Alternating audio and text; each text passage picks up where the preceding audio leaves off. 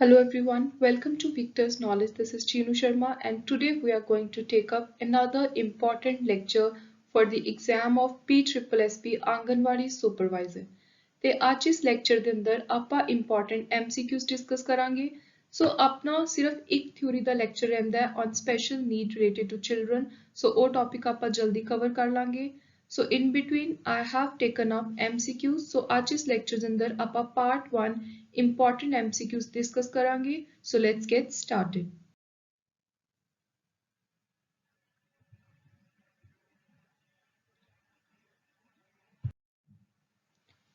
ਸੋ ਪਹਿਲਾ ਕੁਐਸਚਨ ਹੈ ਕਿਹੜੀ ਸਟੇਜ ਹੈ ਜਿਹਦੇ ਵਿੱਚ ਜਿਹੜੀ ਫਿਜ਼ੀਕਲ ਗਰੋਥ ਹੈ ਬੱਚਿਆਂ ਦੀ ਉਹ ਬਹੁਤ ਤੇਜ਼ ਹੋ ਜਾਂਦੀ ਹੈ, ਰੈਪਿਡ ਹੋ ਜਾਂਦੀ ਹੈ। ਉਹ ਹੈ option B infancy. Next is stage in which the self-initiative skill of a child develop when it is let free. ਜਦੋਂ ਆਪਾਂ ਚਾਈਲਡ ਨੂੰ ਇੱਕ ਬੱਚੇ ਨੂੰ ਆਪਾਂ ਖੁੱਲਾ ਛੱਡ ਦਈਏ ਤਾਂ ਆਪਣੇ ਆਪ ਕੁਝ ਚੀਜ਼ਾਂ ਆਪਣੇ ਸਕਿੱਲਸ ਨੂੰ ਬਾਹਰ ਕੱਢਦਾ ਹੈ, ਆਪਾਂ ਨੂੰ ਦਿਖਾਉਂਦਾ ਹੈ। ਤਾਂ ਜਿਹੜੀ ਇਹ ਸਟੇਜ ਹੈ ਇਹ ਹੈ 2 ਤੋਂ ਲੈ ਕੇ 3 ਸਾਲ ਤੱਕ ਦੀ ਆਪਸ਼ਨ ਏ। Two factor theory of intelligence ਕਿਹਨੇ ਦਿੱਤੀ ਹੈ? ਸੋ ਚਿਲਡਰਨ ਨਾਲ ਰਿਲੇਟਡ ਜਿਹੜੀ ਟੂ ਫੈਕਟਰ ਥਿਊਰੀ ਹੈ ਇੰਟੈਲੀਜੈਂਸ ਦੀ ਇਹ ਪ੍ਰਪੋਜ਼ ਕੀਤੀ ਹੈ ਸਪੀਅਰਮੈਨ ਨੇ ਆਪਸ਼ਨ ਏ। ਤੇ ਸਪੀਅਰਮੈਨ ਦੇ ਮੁਤਾਬਿਕ ਜਿਹੜੇ ਦੋ ਫੈਕਟਰ ਨੇ ਇੰਟੈਲੀਜੈਂਸ ਦੇ ਵਿੱਚ, ਇੱਕ ਤਾਂ ਉਹਦੇ ਵਿੱਚ ਆਉਂਦੀ ਹੈ ਜਨਰਲ ਅਬਿਲਿਟੀ ਜਿਹਨੂੰ ਜੀ ਫੈਕਟਰ ਕਿਹਾ ਗਿਆ, ਦੂਜੀ ਆਉਂਦੀ ਹੈ ਸਪੈਸੀਫਿਕ ਅਬਿਲਿਟੀ, ਇਹਨੂੰ ਕਿਹਾ ਗਿਆ ਐਸ ਫੈਕਟਰ। ਸੋ ਬਸ ਤੁਸੀਂ ਐਗਜ਼ਾਮ ਦੇ ਲਈ ਇੰਨਾ ਯਾਦ ਰੱਖੋ, two factor theory of intelligence ਕਿਹਨੇ ਪ੍ਰਪੋਜ਼ ਕੀਤੀ ਹੈ? ਸਪੀਅਰਮੈਨ ਨੇ ਪ੍ਰਪੋਜ਼ ਕੀਤੀ ਹੈ। ਚਾਰਲਸ ਸਪੀਅਰਮੈਨ ਇਹਨਾਂ ਦਾ ਪੂਰਾ ਨਾਮ ਹੈ। ਕਿਹੜੇ ਸਾਲ ਵਿੱਚ ਪ੍ਰਪੋਜ਼ ਕੀਤੀ ਹੈ? ਸੋ ਈਅਰ ਹੈ 1904। ਸੋ ਇਹ 2-3 ਇੰਪੋਰਟੈਂਟ ਫੈਕਟ ਤੁਸੀਂ ਯਾਦ ਰੱਖੋ। Next is the term that does not coincide with the styles of learning. Learning ਦੇ ਜਿਹੜਾ ਇੱਕ ਬੱਚਾ ਸਿੱਖਦਾ ਹੈ ਉਹਦੇ ਅਲੱਗ-ਅਲੱਗ ਟਰਮਸ ਵਰਡਸ ਯੂਜ਼ ਕੀਤੇ ਜਾਂਦੇ ਨੇ, ਜਿਵੇਂ ਓਰਲ ਲਰਨਿੰਗ ਜਾਂ ਕੋਈ ਲਿਖਤੀ ਲਰਨਿੰਗ ਹੈ, ਕੰਟੀਨਿਊਸ ਲਰਨਿੰਗ, ਕੰਪੈਰੀਟਿਵ ਲਰਨਿੰਗ। ਸੋ ਇਹਨਾਂ ਚਾਰਾਂ ਦੇ ਵਿੱਚੋਂ ਜਿਹੜਾ ਸਟਾਈਲ ਲਰਨਿੰਗ ਦਾ ਨਹੀਂ ਹੈ ਉਹ ਹੈ ਆਪਸ਼ਨ ਡੀ ਰੋਟ ਲਰਨਿੰਗ। ਸੋ ਰੋਟ ਲਰਨਿੰਗ ਨੂੰ ਤੁਸੀਂ ਰੱਟੇ ਵਾਲੀ ਲਰਨਿੰਗ ਵੀ ਕਹਿ ਸਕਦੇ ਹੋ। ਤਾਂ ਇਹਨੂੰ ਇੱਕ ਬੈਡ ਲਰਨਿੰਗ ਮੰਨਿਆ ਜਾਂਦਾ ਹੈ।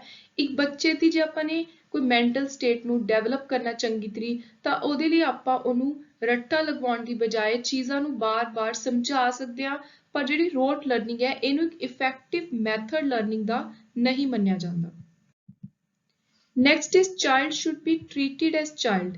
ਇੱਕ ਬੱਚੇ ਨੂੰ ਬੱਚੇ ਦੀ ਤਰ੍ਹਾਂ ਹੀ ਟ੍ਰੀਟ ਕਰੋ। ਇਹ ਕਿਹਨੇ ਕਿਹਾ ਸੀ? Very important. ਸੋ ਇਹ ਕਿਹਾ ਸੀ ਵੈਟਸਲਰ ਨੇ option B. Piaget's principle is related to child. So Piaget ਨੇ ਪ੍ਰਿੰਸੀਪਲ ਨੇ ਜਿਹੜੇ ਚਾਈਲਡ ਡਿਵੈਲਪਮੈਂਟ ਨੂੰ ਲੈ ਕੇ ਉਹ ਇਹਨਾਂ ਨੇ ਕੋਗਨੀਟਿਵ ਡਿਵੈਲਪਮੈਂਟ ਨੂੰ ਲੈ ਕੇ ਦਿੱਤੇ ਨੇ ਆਪਸ਼ਨ ਸੀ। ਸੋ ਕੋਗਨੀਟਿਵ ਦਾ ਮਤਲਬ ਹੈ ਕਿ ਜਦੋਂ ਇੱਕ ਕੋਈ ਬੱਚਾ ਹੈ ਜਿਹੜਾ ਉਹ ਕੁਝ ਚੀਜ਼ਾਂ ਨੂੰ ਸਮਝਣ ਲੱਗੇ, ਆਪਣੀ ਜਜਮੈਂਟ ਦੇਣ ਲੱਗੇ। ਸੋ ਇਸ ਤਰ੍ਹਾਂ ਦੀ ਜਿਹੜੀ ਡਿਵੈਲਪਮੈਂਟ ਹੈ ਉਹ ਪਿਆਗਟ ਦੇ ਪ੍ਰਿੰਸੀਪਲਸ ਦਾ ਇੱਕ ਇੰਪੋਰਟੈਂਟ ਪਾਰਟ ਹੈ। Long term memory is through. ਜਿਹੜੀ ਲੰਬੇ ਸਮੇਂ ਦੇ ਲਈ ਕੋਈ ਯਾਦਦਾਸ਼ਤ ਹੈ, ਮੈਮਰੀ ਹੈ, ਉਹ ਕਿਹੜੀ ਚੀਜ਼ ਦੇ ਥਰੂ ਆਉਂਦੀ ਹੈ? ਸੋ ਉਹ ਆਉਂਦੀ ਹੈ ਮਲਟੀ ਸੈਂਸਰੀ ਆਰਗਨਸ ਦੇ ਥਰੂ ਆਪਸ਼ਨ ਸੀ। Child development is defined as a field of study that. So child development ਇੱਕ ਇਹੋ ਜਿਹੀ ਪੜ੍ਹਾਈ ਹੈ ਜਿਹਦੇ ਵਿੱਚ ਬੱਚੇ ਦੀ ਜਿਹੜੀ gradual time to time evolution ਕਿਵੇਂ ਹੁੰਦੀ ਹੈ, ਬੱਚੇ ਦੀ ਓਵਰਆਲ ਡਿਵੈਲਪਮੈਂਟ ਕਿਵੇਂ ਹੁੰਦੀ ਹੈ, ਉਹ ਸੋਸ਼ਲੀ ਕਿਵੇਂ ਆਪਦੇ ਅੰਦਰ ਕੈਪੇਬਿਲਿਟੀਜ਼ ਨੂੰ ਪਾਉਂਦਾ, ਕੋਗਨੀਟਿਵ ਉਹਦੀ ਡਿਵੈਲਪਮੈਂਟ ਕਿਵੇਂ ਹੁੰਦੀ ਹੈ, ਉਹਦੀ ਆਪਣੀ ਜਿਹੜੀ ਮੈਂਟਲ ਡਿਵੈਲਪਮੈਂਟ ਹੈ ਉਹ ਕਿਵੇਂ ਹੁੰਦੀ ਹੈ। ਸੋ ਹਰ ਤਰ੍ਹਾਂ ਦੀ ਜਿਹੜੀ ਗ੍ਰੈਜੂਅਲ ਐਵੋਲਿਊਸ਼ਨ ਹੈ ਬੱਚੇ ਦੀ, ਕੋਗਨੀਟਿਵ, ਸੋਸ਼ਲ, ਅਦਰ, ਉਹ ਸਾਰੀਆਂ ਚੀਜ਼ਾਂ ਦਾ ਜਿੱਥੇ ਇੱਕ ਇਕੱਠ ਹੈ, ਅਕਾਊਂਟ ਹੈ, ਉਹਦੀ ਪੜ੍ਹਾਈ ਨੂੰ ਆਪਾਂ ਕਹਿੰਦੇ ਹਾਂ child development. Child development is the study of. So child development study ਹੈ ਪ੍ਰੈਗਨੈਂਸੀ ਤੋਂ ਲੈ ਕੇ ਜਦੋਂ ਬੱਚਾ ਇੱਕ ਲਾਈਫ ਵਿੱਚ ਆ ਜਾਂਦਾ ਹੈ, ਉਹਦੇ ਡਿਫਰੈਂਟ ਸਟੇਜਿਸ ਆਉਂਦੀਆਂ ਨੇ ਜਿਹਦੇ ਵਿੱਚੋਂ ਟਾਈਮ ਟੂ ਟਾਈਮ ਡਿਵੈਲਪ ਕਰਦਾ ਹੈ। ਸੋ ਫਰੋਮ ਪ੍ਰੈਗਨੈਂਸੀ ਟੂ ਲਾਈਫ, ਪੂਰੀ ਜ਼ਿੰਦਗੀ, ਉਹ ਸਾਰੀ ਪੜ੍ਹਾਈ ਨੂੰ ਆਪਾਂ ਕਹਿ ਰਹੇ ਹਾਂ child development the study. There is a major difference between child psychology and child development. ਸੋ ਇਹ ਦੋਨਾਂ ਚੀਜ਼ਾਂ ਦੇ ਵਿੱਚ ਮੇਨ ਡਿਫਰੈਂਸ ਕੀ ਹੈ, ਅੰਤਰ ਕੀ ਹੈ? ਸੋ ਅੰਤਰ ਹੈ ਇਹ ਦੋਨੋਂ ਪੜ੍ਹਾਈਆਂ ਦਾ ਏਰੀਆ। ਚਾਈਲਡ ਸਾਈਕੋਲੋਜੀ ਦੇ ਵਿੱਚ ਸਿਰਫ ਆਪਾਂ ਮੈਂਟਲ ਚੀਜ਼ਾਂ ਨਾਲ ਡੀਲ ਕਰਦੇ ਹਾਂ, ਪਰ ਜਿਹੜੀ ਚਾਈਲਡ ਡਿਵੈਲਪਮੈਂਟ ਹੈ ਉਹਦੇ ਵਿੱਚ ਆਪਾਂ ਜਿਹੜਾ ਏਰੀਆ ਸਟੱਡੀ ਦਾ ਉਹ ਬਹੁਤ ਵਾਈਡ ਹੋ ਜਾਂਦਾ ਹੈ। ਓਵਰਆਲ ਆਪਾਂ ਫਰਮ ਪ੍ਰੈਗਨੈਂਸੀ ਟੂ ਲਾਈਫ ਇਹਦੇ ਵਿੱਚ ਥੋੜੇ ਮਦਰ ਦੇ ਰੋਲ ਵੀ ਆਪਾਂ ਪੜ੍ਹਦੇ ਹਾਂ, ਸੋਸਾਇਟੀ ਦਾ ਕੀ ਅਸਰ ਹੈ ਆਪਾਂ ਉਹ ਵੀ ਪੜ੍ਹਦੇ ਹਾਂ। ਸੋ ਚਾਈਲਡ ਡਿਵੈਲਪਮੈਂਟ ਇੱਕ ਵਾਈਡਰ ਸਬਜੈਕਟ ਹੈ, ਇੱਕ ਵਾਈਡਰ ਏਰੀਆ ਹੈ। ਸੋ ਜਿਹੜਾ ਮੇਨ ਡਿਫਰੈਂਸ ਆਉਂਦਾ ਉਹ ਆਉਂਦਾ ਇਹਨਾਂ ਦੇ ਏਰੀਆ ਦੇ ਵਿੱਚ। Child development is the study of, so child development ਦੇ ਵਿੱਚ ਆਪਾਂ ਡਿਵੈਲਪਮੈਂਟ ਆਫ ਚਾਈਲਡ ਪੜ੍ਹਦੇ ਹਾਂ, ਕਿਸ ਤਰੀਕੇ ਦੇ ਨਾਲ ਡਿਵੈਲਪ ਕਰਨਾ ਹੈ, ਪ੍ਰੈਕਟਿਸਿਸ ਕੀ ਨੇ, ਕਿਹੜੇ ਚੀਜ਼ਾਂ ਨੇ ਜਿਹੜੀ ਡਿਵੈਲਪਮੈਂਟ ਉੱਤੇ ਅਸਰ ਪਾਉਣਗੀਆਂ। ਸੋ ਇਹ ਤਿੰਨੋਂ ਚੀਜ਼ਾਂ ਦੀ ਆਪਾਂ ਪੜ੍ਹਾਈ ਕਰਦੇ ਹਾਂ। Right answer is option D. Child development the study important ਕਿਉਂ ਹੈ? ਸੋ ਇੱਕ ਬੱਚੇ ਦੀ ਓਵਰਆਲ ਡਿਵੈਲਪਮੈਂਟ ਨੂੰ ਸਮਝਣ ਦੇ ਲਈ ਚਾਈਲਡ ਡਿਵੈਲਪਮੈਂਟ ਦੀ ਪੜ੍ਹਾਈ ਬਹੁਤ ਜ਼ਰੂਰੀ ਹੈ। So answer is option B. Growth ਦਾ ਕੀ ਮਤਲਬ ਹੈ? ਗਰੋਥ ਦਾ ਮਤਲਬ ਹੈ ਇੰਟਰਨਲ ਤੇ ਐਕਸਟਰਨਲ, ਅੰਦਰਲੇ ਮੈਂਟਲ ਤੇ ਬਾਹਰਲੇ ਜਿਹੜੇ ਐਕਸਟਰਨਲ ਆਰਗਨ ਨੇ ਦੋਨਾਂ ਦਾ ਗਰੋ ਕਰਨਾ, ਦੋਨਾਂ ਦਾ ਡਿਵੈਲਪ ਹੋਣਾ। ਸੋ right answer is option A. Development ਦੇ ਵਿੱਚ ਜਿਹੜੀ ਚੇਂਜ ਹੈ ਉਹ ਕਿਵੇਂ ਆਉਂਦੀ ਹੈ? ਸੋ ਡਿਵੈਲਪਮੈਂਟ ਦੇ ਵਿੱਚ ਦੋਨੋਂ ਤਰ੍ਹਾਂ ਦੀ ਚੇਂਜ ਆਉਂਦੀ ਹੈ, ਕ੍ਰੀਏਟਿਵ ਵੀ ਤੇ ਡਿਸਟਰਕਟਿਵ ਵੀ। ਨੈਕਸਟ ਹੈ ਡਿਵੈਲਪਮੈਂਟ ਦੇ ਮੇਨ ਏਰੀਆਜ਼ ਕੀ ਨੇ? ਸੋ ਡਿਵੈਲਪਮੈਂਟ ਅੰਦਰ ਬਾਡੀ, ਮੈਂਟਲੀ ਆਪਾਂ ਕਿੰਨੇ ਡਿਵੈਲਪ ਹੋ ਰਹੇ ਹਾਂ, ਸੋਸ਼ਲੀ ਆਪਾਂ ਸੁਸਾਇਟੀ 'ਚ ਕਿਵੇਂ ਉੱਠ ਬੈਠ ਰਹੇ ਹਾਂ, ਇੱਕ ਬੱਚੇ ਨੂੰ ਉਹਦੇ ਰਿਲੇਟਿਵਸ ਦੇ ਨਾਲ, ਫਰੈਂਡਸ ਦੇ ਨਾਲ ਜਿਹੜੇ ਬਿਹੇਵ ਕਰਨਾ ਚਾਹੀਦਾ ਹੈ ਉਹ ਕਿਵੇਂ ਬਿਹੇਵ ਕਰ ਰਿਹਾ ਹੈ। ਸੋ ਇਹ ਸਾਰੀਆਂ ਚੀਜ਼ਾਂ ਆਉਂਦੀਆਂ ਨੇ ਡਿਵੈਲਪਮੈਂਟ ਦੇ ਅੰਦਰ। So right answer here is option D, body, mental, social.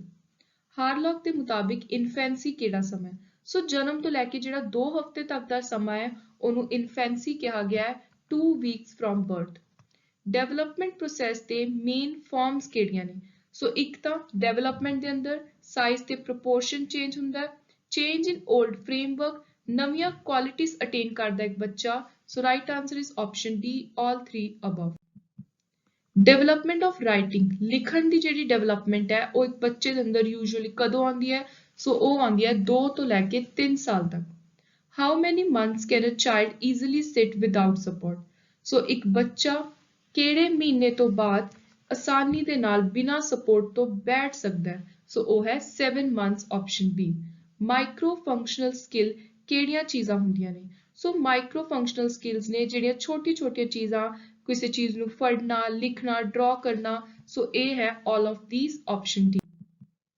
Language development ਇੱਕ ਚਾਈਲਡ ਦੀ ਜਿਹੜੀ ਚਾਈਲਡਹੁੱਡ ਬਚਪਨ ਦੇ ਸਮੇਂ ਹੁੰਦੀ ਹੈ ਉਹ ਕਿਵੇਂ ਹੁੰਦੀ ਹੈ? ਸੋ ਬੱਚੇ ਨੂੰ ਜਿਹੜਾ ਬੋਲਣਾ ਸਿੱਖਦਾ ਹੈ ਇੱਕ ਬਹੁਤ ਹੀ ਜ਼ਿਆਦਾ ਰੈਪਿਡ ਪੇਸ ਦੇ ਉੱਤੇ ਬਹੁਤ ਜਲਦੀ ਸਿੱਖਦਾ ਹੈ। So language development occurs at a rapid pace। Imitation, affiliation and whose place is important in the language development of a child? So ਇਹ ਚੀਜ਼ਾਂ ਪਾਰਟ ਨੇ ਮੋਟੀਵੇਸ਼ਨ ਦਾ, option A. Child has an important role in social development. So ਇਹਨਾਂ ਤਿੰਨਾਂ ਦੇ ਵਿੱਚੋਂ child ਜਿਹੜੀ social development ਹੈ ਉਹਦੇ ਵਿੱਚ ਕਿਹੜੀਆਂ-ਕਿਹੜੀਆਂ ਚੀਜ਼ਾਂ ਇੰਪੋਰਟੈਂਟ ਰੋਲ ਅਦਾ ਕਰਦੀਆਂ ਨੇ? ਸੋ ਸਭ ਤੋਂ ਪਹਿਲਾਂ ਤਾਂ ਫੈਮਿਲੀ, ਫਿਰ school and then society. Right answer is D. Development ਕਦੇ ਨਾ ਖਤਮ ਹੋਣ ਵਾਲਾ ਪ੍ਰੋਸੈਸ ਹੈ, ਹਮੇਸ਼ਾ ਚੱਲਦਾ ਰਹਿੰਦਾ ਹੈ, ਕੰਟੀਨਿਊਸ ਹੈ। ਸੋ ਇਸ ਆਈਡੀਆ ਤੋਂ ਆਪਾਂ ਨੂੰ ਕਿਹੜੀ ਥਿਊਰੀ ਦਾ ਪਤਾ ਲੱਗਦਾ ਹੈ? ਉਹ ਹੈ theory of continuity. Should not be given to teenager, ਇਹਨਾਂ ਦੇ ਵਿੱਚੋਂ ਜਿਹੜੀ ਚੀਜ਼ ਟੀਨੇਜਰਸ ਨੂੰ ਨਹੀਂ ਦੇਣੀ ਚਾਹੀਦੀ ਉਹ ਹੈ ਲਾਲਚ, ਆਪਸ਼ਨ ਸੀ, ਗ੍ਰੀਡ।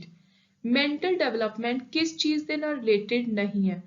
ਸੋ ਜਿਹੜੀ ਤੁਸੀਂ ਟੀਚਿੰਗਸ ਦੇ ਰਹੇ ਹੋ, ਕੁਝ ਸਿਖਾ ਰਹੇ ਹੋ, ਉਹਨਾਂ ਦਾ ਭਾਰ ਕਿੰਨਾ ਹੈ, ਹਾਈਟ ਕਿੰਨੀ ਹੈ? So height and weight of teachings are not related to mental development, option A।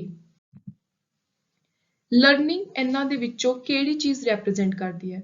So learning, climbing, running, throwing at the age of 3 to 5 years ਇਹ ਚੀਜ਼ਾਂ ਦੱਸਦੀਆਂ ਨੇ ਕਿ ਬੱਚਾ learn ਕਰ ਰਿਹਾ, ਕੁਝ ਸਿੱਖ ਰਿਹਾ। Which of the following statement is not correct regarding development? So development ਨਾਲ related ਜਿਹੜੀ ਚੀਜ਼ ਗਲਤ ਹੈ ਉਹ ਹੈ there are no possible hazard in different area of development। So possibly ਬਹੁਤ ਸਾਰੇ ਤੁਹਾਨੂੰ ਹਰ ਸਟੇਜ ਦੇ ਉੱਤੇ ਜਦੋਂ ਬੱਚਾ ਡਿਵੈਲਪ ਕਰਦਾ ਹੈ ਤਾਂ ਬਹੁਤ ਸਾਰੇ ਖਤਰੇ ਸਾਹਮਣੇ ਆਉਂਦੇ ਨੇ ਬੱਚੇ ਦੇ। ਕਈ ਵਾਰੀ ਕੋਈ ਲੋਕ ਉਹਨੂੰ ਨੈਗੇਟਿਵ ਚੀਜ਼ਾਂ ਸਿਖਾਉਣ ਦੀ ਕੋਸ਼ਿਸ਼ ਕਰਦੇ ਨੇ। ਸੋ ਪੇਰੈਂਟਸ ਦੀ ਉਹ ਇੱਕ ਬੇਸਿਕ ਰਿਸਪੌਂਸਿਬਿਲਿਟੀ ਬਣਦੀ ਹੈ ਕਿ ਜਦੋਂ ਵੀ ਬੱਚਾ ਸੋਸ਼ਲਾਈਜ਼ ਕਰਨਾ ਸਪੈਸ਼ਲੀ ਸਟਾਰਟ ਕਰਦਾ ਹੈ ਤਾਂ ਉਹ ਧਿਆਨ ਰੱਖਣ ਕਿ ਬੱਚਾ ਕਿਵੇਂ ਡਿਵੈਲਪ ਕਰ ਰਿਹਾ ਹੈ ਸਕੂਲ ਦੇ ਵਿੱਚ, ਉਹਨਾਂ ਦੇ ਨੇਬਰਹੁੱਡ ਦੇ ਵਿੱਚ ਜਾਂ ਗਰੋਥ ਦੇ ਵਿੱਚ ਵੀ, ਜਦੋਂ ਲਰਨਿੰਗ ਸਟੇਜ ਤੇ ਹੁੰਦਾ ਹੈ ਉਦੋਂ ਵੀ। ਸੋ ਹਰ ਤਰ੍ਹਾਂ ਦੀ ਜਿਹੜੀ ਡਿਵੈਲਪਮੈਂਟ ਸਟੇਜ ਹੈ ਉਹ ਆਪਣੇ ਨਾਲ ਕੁਝ ਨਾ ਕੁਝ ਹੈਜ਼ਾਰਡਸ ਲੈ ਕੇ ਆਉਂਦੀ ਹੈ। ਸੋ ਇਹ ਨਹੀਂ ਹੈ ਕਿ ਕੋਈ ਹੈਜ਼ਾਰਡ ਹੈ ਹੀ ਨਹੀਂ development the. So right answer is option C. which of the following contribute the most to learning and development? ਸੋ ਇੱਕ ਬੱਚੇ ਦੀ ਸਭ ਤੋਂ ਜ਼ਿਆਦਾ ਸਿੱਖਿਆ ਤੇ ਡਿਵੈਲਪਮੈਂਟ ਦੇ ਵਿੱਚ ਕੌਣ ਯੋਗਦਾਨ ਦਿੰਦਾ ਹੈ? ਸੋ ਉਹ ਹੈ family, adult groups and teacher, option B. Next is which of the following are duties of anganwadi helper? ਜਿਹੜਾ ਆਂਗਨਵਾੜੀ ਹੈਲਪਰ ਰੱਖੇ ਜਾਂਦੇ ਨੇ ਵੋਲੰਟਰੀ ਬੇਸਿਸ ਤੇ ਉਹਨਾਂ ਦੀਆਂ ਮੇਨ ਡਿਊਟੀਆਂ ਕੀ ਨੇ? ਸੋ ਇੱਕ ਤਾਂ ਹੈ ਕਿ ਉਹ ਜਿਹੜੇ ਛੋਟੇ ਬੱਚੇ ਨੇ ਉਹਨਾਂ ਨੂੰ ਪਿੰਡਾਂ ਤੋਂ ਆਂਗਨਵਾੜੀ ਤੱਕ ਲੈ ਕੇ ਆਉਂਦੇ ਨੇ। ਦੂਜਾ ਆਂਗਨਵਾੜੀ ਦੇ ਵਿੱਚ ਬੱਚਿਆਂ ਲਈ ਤੇ ਉਹਨਾਂ ਦੀ ਮਦਰ ਦੇ ਲਈ ਜਿਹੜਾ ਖਾਣਾ ਹੈ ਉਹ ਬਣਾਉਂਦੇ ਨੇ ਤੇ ਸਰਵ ਕਰਦੇ ਨੇ। ਥਰਡ ਹੈ PHC ਸਟਾਫ ਨੂੰ ਹੈਲਥ ਕੰਪੋਨੈਂਟ ਦੇ ਵਿੱਚ ਹੈਲਪ ਕਰਦੇ ਨੇ। ਸੋ ਇਹ ਥਰਡ ਡਿਊਟੀ ਨਹੀਂ ਹੈ। The duties are only 1 and 2. ਸੋ ਇਹ ਆਪਾਂ ਨੇ ਥਿਊਰੀ ਵਾਲੇ ਲੈਕਚਰ ਦੇ ਅੰਦਰ ਵੀ ਡਿਟੇਲ ਵਿੱਚ ਦੇਖਿਆ ਸੀ। So right answer here is option A, 1 and 2. Services under restructured ICDS fall under which category?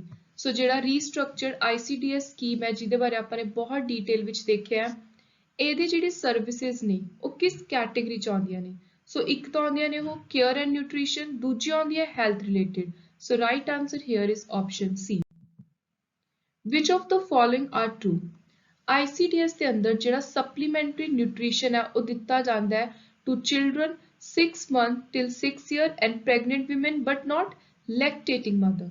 ਦੂਜਾ Ministry of Health and Family Welfare handles the nutrition and health education service under the ICDS. ਸੋ ਇਹ ਦੋਨੋਂ option ਉਰੇ ਬਿਲਕੁਲ ਗਲਤ ਹੈ ਤੇ ਇਸ question ਦਾ right answer ਹੈ ਆਪਸ਼ਨ D.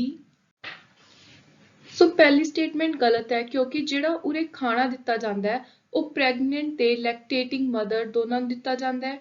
ਦੂਜੀ ਆਪਸ਼ਨ ਗਲਤ ਹੈ ਕਿਉਂਕਿ ਜਿਹੜੀ ਮਿਨਿਸਟਰੀ ਹੈ ਉਹ ਹੈ ਉਰੇ ਵਿਮਨ ਐਂਡ ਚਾਈਲਡ ਡਿਵੈਲਪਮੈਂਟ ਦੀ, ਨਾ ਕਿ health and family welfare the. Next question ਹੈ which of the following under ICDS are delivered through public health infrastructure under the Ministry of Health and Family Welfare? So health and family welfare ਦੇ ਅੰਦਰ ਜਿਹੜੀਆਂ ਚੀਜ਼ਾਂ ਦਿੱਤੀਆਂ ਜਾਂਦੀਆਂ ਨੇ ਉਹਨੇ immunisation, ਟੀਕਾਕਰਨ ਤੇ time to time health checkup. So right answer here is option B, 1 and 3. Supplementary nutrition ਆਪਾਂ ਉੱਪਰ ਕਰਕੇ ਹਟਿਆ, ਇਹ ਦਿੱਤਾ ਜਾਂਦਾ ਹੈ women and child development ministry ਦੇ ਦੁਆਰਾ। So next is another important question related to integrated child development service. Exam ਦੇ ਲਈ ਇਹ ਸਕੀਮ ਤੁਹਾਨੂੰ ਟਿਪਸ ਦੇ ਉੱਤੇ ਹੋਣੀ ਚਾਹੀਦੀ ਹੈ। ਇਹਦੇ ਨਾਲ ਰਿਲੇਟਡ ਜੋ ਵੀ ਇੰਪੋਰਟੈਂਟ ਫੈਕਟਸ ਨੇ ਚਾਹੇ ਆਪਾਂ ਨੇ ਥਿਊਰੀ ਚ ਕੀਤੇ ਨੇ, MCQ ਚ ਕੀਤੇ ਨੇ, ਤੁਹਾਨੂੰ ਉਹ ਚੰਗੀ ਤਰ੍ਹਾਂ ਯਾਦ ਹੋਣੇ ਚਾਹੀਦੇ ਆ। ਸੋ ICDS ਨੂੰ ਲੈ ਕੇ ਉਰੇ ਦੂਜੀ ਸਟੇਟਮੈਂਟ ਸਹੀ ਹੈ ਤੇ ਇਸ ਕੁਐਸਚਨ ਦਾ ਰਾਈਟ ਆਨਸਰ ਆਊਗਾ ਆਪਸ਼ਨ B। ਪਹਿਲੀ ਸਟੇਟਮੈਂਟ ਗਲਤ ਹੈ ਕਿਉਂਕਿ ICDS ਦਾ ਏਮ ਹੈ at children under 6 years of age. ਸੋ ਜਿਹੜਾ ਏਜ ਹੈ ਇਹ ਤੁਸੀਂ ਯਾਦ ਰੱਖਣੀ ਹੈ। ਨੈਕਸਟ ਇਜ਼ 2 ਤੋਂ 6 ਸਾਲ ਤੱਕ ਦੀ ਜਿਹੜੀ ਉਮਰ ਹੈ ਇਹ ਸਟੇਜ ਹੈ, ਇਹਨੂੰ ਕੀ ਕਿਹਾ ਜਾਂਦਾ ਹੈ? ਇਹਨੂੰ ਕਿਹਾ ਜਾਂਦਾ ਹੈ pre childhood, option A. Having a diverse classroom with children from varied social, economic, cultural background enrich the learning experience of all students. This statement is, so ਆਪਾਂ ਦੱਸਣਾ ਕਿ ਇਹ ਸਟੇਟਮੈਂਟ ਸਹੀ ਹੈ ਗਲਤ ਹੈ। ਕਹਿੰਦੇ ਇੱਕ ਕਲਾਸਰੂਮ ਵਿੱਚ ਜਿੱਥੇ ਅਲੱਗ-ਅਲੱਗ ਬੈਕਗ੍ਰਾਉਂਡ ਤੋਂ ਬੱਚੇ ਨੇ, ਕੋਈ ਗਰੀਬ ਹੈ, ਅਮੀਰ ਹੈ, ਅਲੱਗ-ਅਲੱਗ ਕਲਚਰ ਦੇ ਬੱਚੇ ਨੇ, ਉਹਦੇ ਨਾਲ ਸਟੂਡੈਂਟਸ ਦੇ ਅੰਦਰ ਇੱਕ ਬਹੁਤ ਵਧੀਆ ਲਰਨਿੰਗ ਐਕਸਪੀਰੀਅੰਸ ਆਉਂਦਾ, ਉਹਨਾਂ ਨੂੰ ਅਲੱਗ-ਅਲੱਗ ਤਰ੍ਹਾਂ ਦੇ ਬੱਚਿਆਂ ਦੇ ਨਾਲ ਖੁਦ ਨੂੰ ਢਾਲਣ ਬਾਰੇ ਪਤਾ ਚੱਲਦਾ ਹੈ। ਸੋ ਇਹ ਸਟੇਟਮੈਂਟ ਬਿਲਕੁਲ ਸਹੀ ਹੈ। Right answer is option B. This statement is correct because children learn many skills from their peers. Next is primary school children will learn most effectively in an atmosphere ਜਿੱਥੇ ਉਹਨਾਂ ਦੀਆਂ ਇਮੋਸ਼ਨਲ ਨੀਡਸ ਨੂੰ meat ਹੋਵੇ, ਮਤਲਬ ਜਿੱਥੇ ਉਹਨਾਂ ਨੂੰ ਇਹ ਫੀਲ ਹੋਵੇ ਕਿ ਸਾਡੀ ਜਿਹੜੀ ਵੈਲਿਊ ਹੈ, ਕਦਰ ਹੈ, ਉਹ ਪਾਈ ਜਾ ਰਹੀ ਹੈ।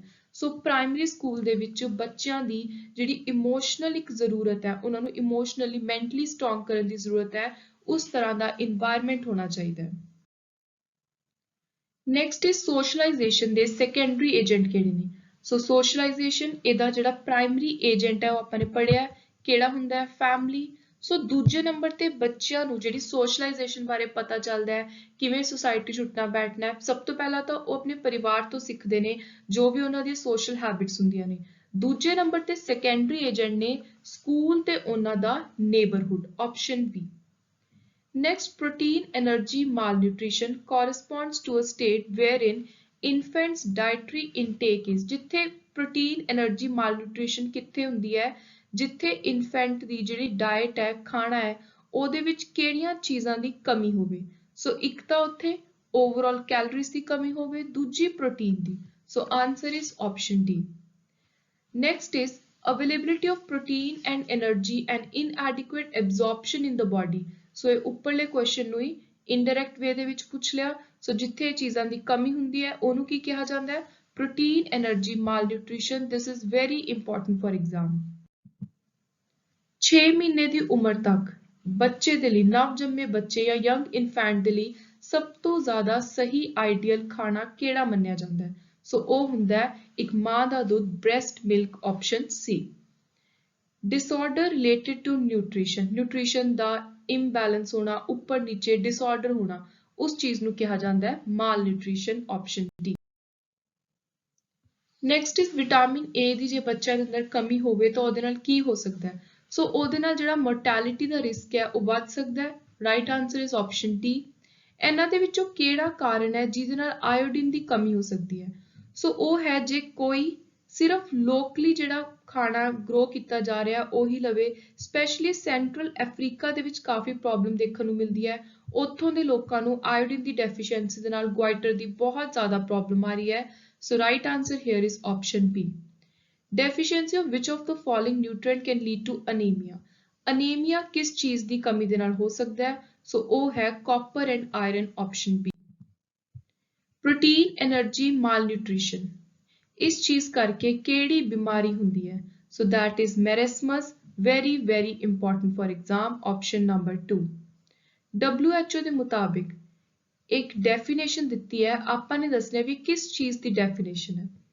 Dash is defined as cellular imbalance between, so एक imbalance होना, ऊपर नीचे होना, nutrient supply दा, energy, body दी demand कितनी है, to ensure growth, specific function, maintenance. So ये सारियां चीज़ां किनू define कर दिया ने? malnutrition नू, option B. ਜਦੋਂ ਇੱਕ ਇਨਸਾਨ ਬਹੁਤ ਲੰਬੇ ਸਮੇਂ ਦੇ ਲਈ ਭੁੱਖਾ ਰਹੇ, hungry for long period of time, many years, they can be stunted in height, be more prone to disease, ज़्यादा बीमारियां, have brain functioning affected, ਉਹਨਾਂ ਦੇ ਦਿਮਾਗ ਦੇ ਉੱਤੇ ਅਸਰ ਪੈ ਸਕਦਾ ਹੈ। ਸੋ ਇਹ ਤਿੰਨੋਂ ਚੀਜ਼ਾਂ ਹੋ ਸਕਦੀਆਂ ਨੇ ਜਦੋਂ ਕੋਈ ਇਨਸਾਨ ਲੰਬੇ ਸਮੇਂ ਦੇ ਲਈ ਭੁੱਖਾ ਰਹਿ ਜਾਵੇ। So right answer is option D, all of the above. ਕਿਹੜੀ ਵਾਇਰਲ ਡਿਸੀਜ਼ ਹੈ ਜਿਹਦੇ ਕਰਕੇ ਵੈਕਸੀਨ ਟਿਸ਼ੂ ਕਲਚਰ ਤੋਂ ਡਿਵੈਲਪ ਕੀਤੀ ਗਈ ਹੈ ਰੀਸੈਂਟਲੀ? ਸੋ ਉਹ ਹੈ measles, very very important for exam. ਤੇ ਅੱਜ ਦਾ ਆਪਣਾ ਲਾਸਟ ਕੁਐਸਚਨ ਹੈ ਇਸ ਇੰਪੋਰਟੈਂਟ MCQ ਸੈਸ਼ਨ ਦਾ, capability of an organism to resist a particular toxin or disease by action of defense mechanism. ਕਿਸੇ ਖਤਰਨਾਕ ਟੌਕਸਿਨ ਜਾਂ ਬਿਮਾਰੀ ਦੇ ਖਿਲਾਫ ਆਪਣੀ ਸਰੀਰ ਦੀ ਜਿਹੜੀ ਲੜਨ ਦੀ ਸ਼ਮਤਾ ਹੈ, ਇੱਕ ਡਿਫੈਂਸ ਮੈਕੈਨਿਜ਼ਮ ਹੈ, ਇੱਕ ਐਕਸ਼ਨ ਹੈ, ਉਹਨੂੰ ਕੀ ਕਿਹਾ ਜਾਂਦਾ ਹੈ? ਸੋ ਉਹਦਾ ਨਾਮ ਹੈ immunity, option B. So this was all about our important MCQs. I hope you liked the video. Please do subscribe to my channel. Thank you and good luck.